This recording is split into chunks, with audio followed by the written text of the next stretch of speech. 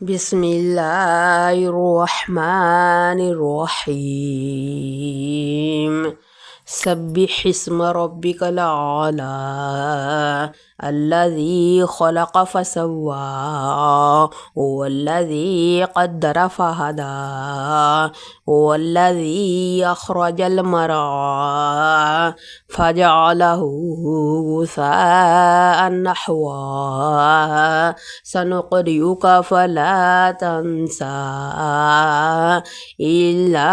ما شاء الله إنه يعلم الجهر وما يخفى ونيسرك لليسرى فذكر إن نفعت الذكرى سيذكر من يخشى ويتجنبها الأشقى الذي يصلى النار الكبرى ثم لا يموت فيها ولا يحيا قد أفلح من تزكى وذكر اسم ربه فصلى بل تؤثرون الحياة الدنيا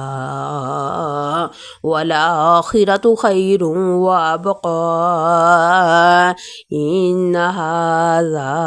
لفي الصحف الأولى صحف إبراهيم وموسى.